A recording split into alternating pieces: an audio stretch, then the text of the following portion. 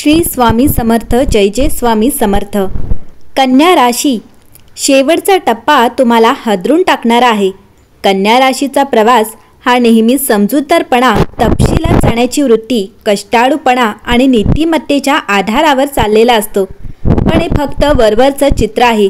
कन्या राशीच्या व्यक्तींच्या जीवनात असे काही टप्पे येतात जे केवळ त्यांचं भविष्यच बदलत नाहीत, तर त्यांचं स्वतःचं स्वरूपही पूर्णतः नवं घडवतं. या 3 टप्प्यांचा प्रवास म्हणजे एक प्रकारचा आध्यात्मिक आत्मोन्नतीचा स्फोट आहे, ज्यात सुरुवात होते साध्या भावुक स्वप्नवत व्यक्तीपासून आणि शेवट होतो एका जबरदस्त, जागृत, सामर्थ्यशाली व्यक्तिमत्वावर.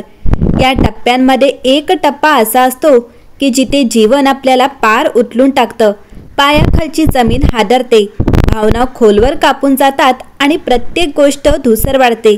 पण तोच टप्पा आपल्याला जगण्याचं खरं कारण दाखवतो, स्वतःचा आत्मा उलगडतो आणि भविष्य घडण्याची खरी दिशा दाखवतो. आणि विशेष गोष्ट म्हणजे तिसरा टप्पा हा धक्कादायक असला तरी पूर्णतः सकारात्मक आहे, कारण त्यामध्ये कन्या राशीचा आत्मा एका राणीसारखा जागृत होतो, तेजस्वी, शांतीपूर्ण आणि दृढ.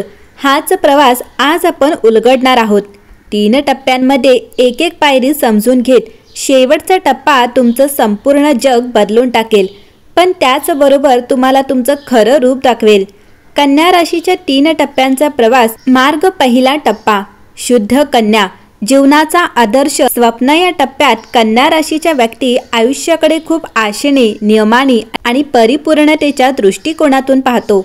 लक्षणं बघितला तर विचारपूर्वक बोलणं, इतरांचं भलं पाहणं, चुकीसाठी स्वतःला दोष देणं, आत्मनियंत्रण असणं. भावनिक स्थिती पाहता मनात आदर्श, प्रेम, यशस्वी करिअर, आदर्श संसार यांचं चित्र असतं. म्हणून ती प्रत्येक गोष्टी सर्वोत्कृष्टतेचा शोध घेत राहते, पण त्यातच ती थकते, निराश होते आणि कधी कधी इतकी मेहनत करूनही का नाही साधत नाही असा प्रश्न विचारते. या टप्प्यातील धोका म्हणजे स्वतःच्या गरजा नाकारत इतरांना खुश ठेवण्याचा अतिरेक असू शकतो.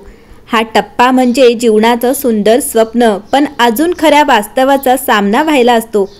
आता दुसरा टप्पा म्हणजे गूढ कन्या, अंधारातील संघर्षाच्या काळ. इथे कन्या राशीच्या जीवनाच्या कठीण टप्प्यात प्रवेश करते, जेव्हा प्रेमात विश्वासघात होतो, नाते धोक्यात येतात किंवा मेहनतीचे योग्य फळ मिळत नाही. या टप्प्याची लक्षणं पाहता एकटेपणा, आत्मनिरीक्षण, संयम, पण अंतर्मनात प्रचंड उलथापालथ.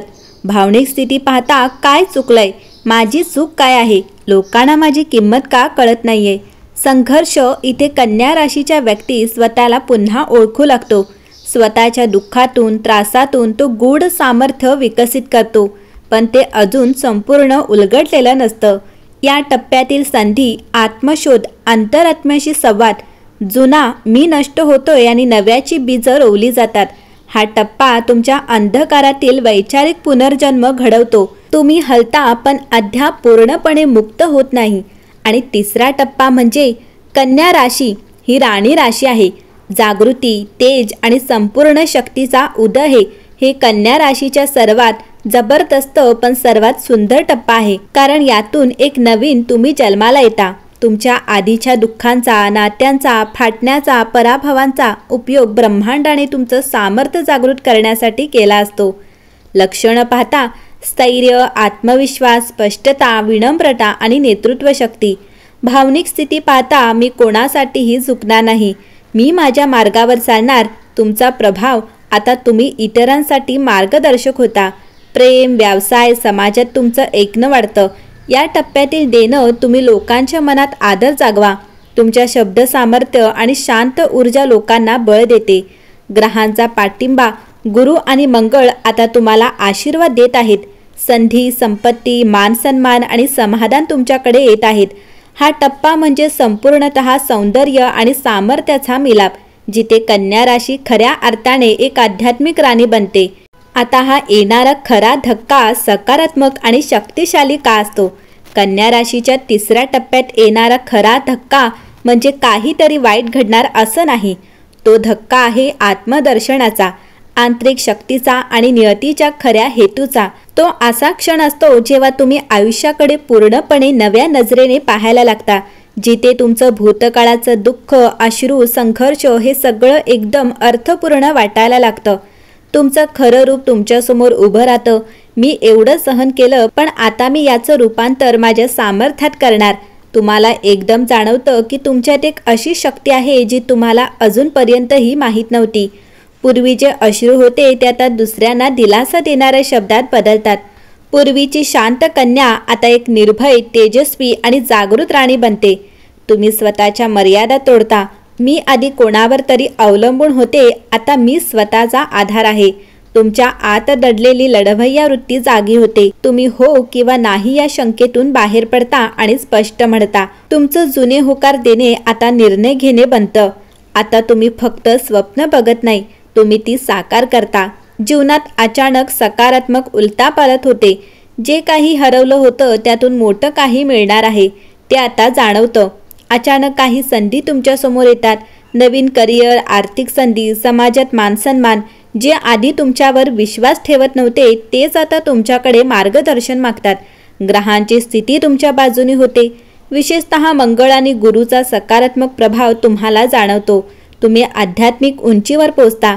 मी फक्त यशासाठी नाही, आत्मिक समाधानासाठी जगते. आता तुम्हाला फक्त बाह्य यश नको, तर आतल्या शांततेची भूक लागते. तुम्ही ध्यान, सेवा, आत्मपरीक्षणात रमायला लागता. इतरांच्या उन्नतीसाठी, समाजहितासाठीही काहीतरी करावंसं वाटतं. हीच राणी कन्याची खूण आहे. धक्कादायक म्हणजे जागृती ती सकारात्मक असते. ही मी आहे का इतकी स्थिर, शांत आणि सामर्थ्यशाली? हा धक्का म्हणायला सोपा असला तरीही अतिशय शक्तिशाली आहे. हा सखोल बदलातून घडतो, म्हणजे एकदम अकल्पनीय सकारात्मक बदल. तुम्हाला वाटतं की माझ्यात एवढं सामर्थ्य कसं जागृत झालं? तो क्षण म्हणजे तुमचा आत्मा उलगडणे आहे. जणू काही ब्राह्मण मुहूर्तावर एका मायाळू कन्याचं सिंहासनारूढ राणीत रूपांतर होत आहे. हा धक्का म्हणजे तोडून टाकलेलं जुनं मी आणि नव्याने उगवलेलं तेजस्वी मी. हा वेदनांमधून उगम पावतो, पण त्याचं फळ असतं दृढता, प्रकाश आणि शांतता. ही अशा प्रकारची शक्ती आहे जी तुम्हाला वेड प्रेम, घन अंधार, आर्थिक संघर्ष आणि स्वतःच्या भावनांची लढाई दिल्यानंतर उगम पावते.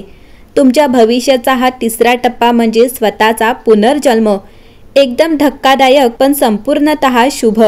क्वीन टप्प्यात प्रवेश करण्यासाठी सखोल मार्गदर्शन. कन्या राशी, तुम्ही आता स्वतःला पूर्णपणे स्वीकारा, दोषांसह आणि गुणांसह. माझं मन जरा अधिक विचार करतं. मी पूर्णतेसाठी झडते. हे माझं सामर्थ्य आहे. तुमच्या आत्म्याची खरी शक्ती ही स्वतःला स्वीकारण्यात आहे. स्वतःच्या कमकुवत बाजूंवर जास्त टीका न करता त्यांचा उपयोग सुधारणा करण्यासाठी करा. प्रत्येक अनुभवाला शिक्षक म्हणून स्वीकारा. अगदी दुखऱ्या आठवणी नाही. माफ करा पण विसरू नका. माफ करणं म्हणजे कमकुवत होणं नाही, ते एक अद्भुत शक्ती आहे. जुन्या जखमा, कटुनी, विश्वासघात यांना कायमचे बळ देण्याऐवजी त्यातून मुक्त व्हा. पण त्यातून घेतलेलं शहाणपण कायम लक्षात ठेवा. तोच तुम्हाला राणी बनवतो. नित्य साधना आणि ध्यान आत्म्याला जागृत करणारा मार्ग. दररोज किमान 11 मिनिटे ध्यान, श्वसन किंवा मंत्र जप करा. उदाहरणार्थ ओम ऐं ब्रीं श्रीं किंवा ओम नमः शिवाय. ध्यान केल्याने तुमचं मौन, स्थैर्य आणि अंतर्शक्ती जागृत होते. खास करून पौर्णिमा किंवा अमावस्येच्या रात्री तुम्ही स्वतःशी संवाद साधा एकांतात. सेवा आणि दान राणीची खरी ओळख आहे. एक राणी ही एक फक्त सिंहासनावर बसलेली नसते, ती समाजात प्रकाश निर्माण करणारी असते.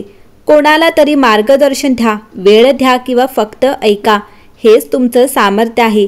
विशेषतः बुधवारी कोणाला तरी अन्न, वस्त्र, पुस्तके किंवा मदत करा. तुमची ऊर्जा वाढेल. ज्ञान वाढवा. राणीची तलवार म्हणजे शहाणपण. आध्यात्मिक ग्रंथ वाचा, भगवद्गीता, देवी उपनिषद, आत्मविकासावरचे लेख, अभ्यास, लेखन, डायरी लिहिणं. यामुळे तुमचे विचार शुद्ध होतात आणि निर्णय क्षमता प्रगल्भ होते. भावनांवर संयम ठेवण्यासाठी शहाणपण लागतं आणि हे शहाणपण सतत शिकताना वाढतं. चंद्रासोबत स्वतःला जोडा. कन्येचा अंतरंग मित्र चंद्र तुमच्या भावनांचं प्रतिबिंब आहे. त्याच्या कलानुसार ध्यान करा. पौर्णिमा शक्ती, स्पष्टता, अमावस्या ही शांतता, नवी सुरुवात आणि प्रत्येक चंद्रग्रहण किंवा ग्रहण योगात साधना केल्यास तुमची राणीची एनर्जी चक्राकार उंचीवर पोचते. ग्रहशांती आणि घरशांती उपाय करा. बुध, गुरु आणि मंगळाची अनुकूलता वाढवण्यासाठी बुधवारी हिरव्या रंगाचं वस्त्र, फळ दान करा. गुरुवारी पिवळा कपडा, चणा डाळ किंवा पुस्तक दान करा. मंगळवारी हनुमान चालीसा वाचा किंवा रक्तदान किंवा सेवा करा. स्वतःचं ध्येय स्पष्ट करा आणि ठाम राहा. मी काय आहे या प्रश्नाचे उत्तर रोज स्वतःला द्या. तुमचं ध्येय इतरांना मदत करणं, शिस्तीत यश मिळवणं किंवा आत्मशांती असू शकतं.